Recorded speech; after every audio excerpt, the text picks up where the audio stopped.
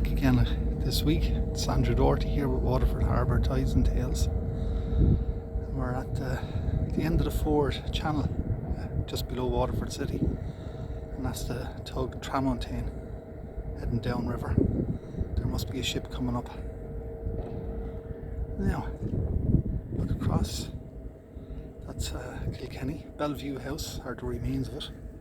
And then if we pan upriver, we're looking up what is known as the Ford. And there's a really amazing story to go with the Ford. And I just want to go on shore to continue it. So bear with me.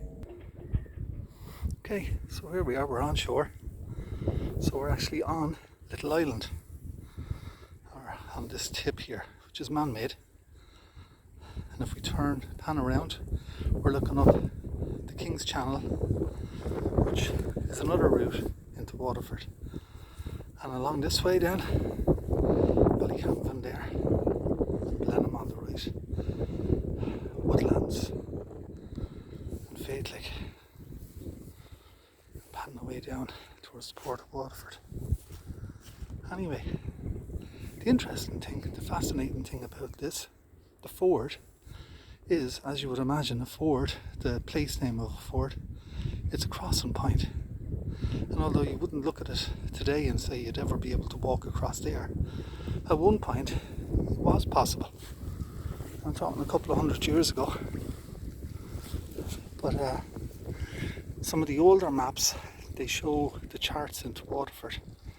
And although the ford was navigable to a certain extent, ships went up the King's Channel. And for sail ships, that was a fairly tortuous old route, probably mile and a half. Whereas as you can see the channel there, coming up the Ford, it's only, half a mile maybe, most. So you'd be saving yourself a heck of a lot of time in the day of sail, and in the day of steam, to be able to go up there.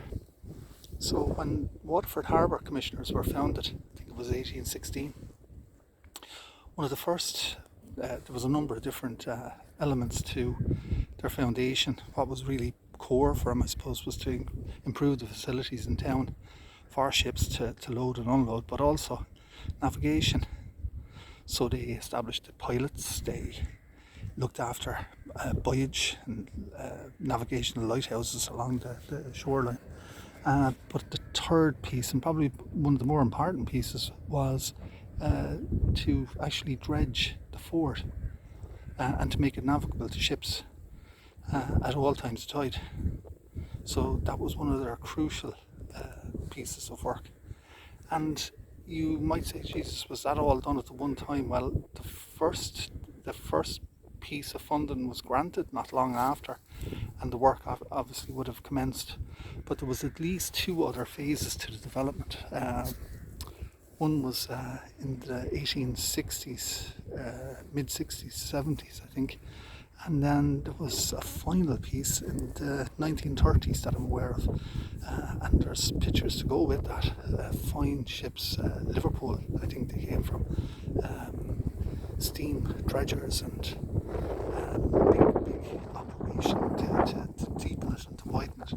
And of course, the important part about that was the increase in the size of ships, and they had to make it navigable for those ships, or Waterford would have become redundant. They would have went elsewhere. I suppose that was part of the drive to move the port down to Bellevue. So it moved from the city down to Bellevue, and that's where it now is, for better or for worse. Anyway, the last thing here on the Guide Bank is the Guide Bank lighthouse, and it was made in Glasgow. I don't know when it dates from. Was it part of the 1930s piece, or was it the 1860s, 1870s piece? I'm actually not sure, but I guess a little bit of research might be able to figure that one out. Anyway, shorter than normal, but just to say, really impressive piece of engineering works to open that up as the Ford Channel. you can still see the navigation markers, so the channel is on this side, and then you get up further and you cross over towards Giles's Quay on the Kilkenny side, and then up towards the Cove on the Waterford side. So a few twists and turns in it, but nothing to the pilots in the old days, that's for sure. Anyway, I hope you enjoyed this, and catch you again at the next time. Bye bye.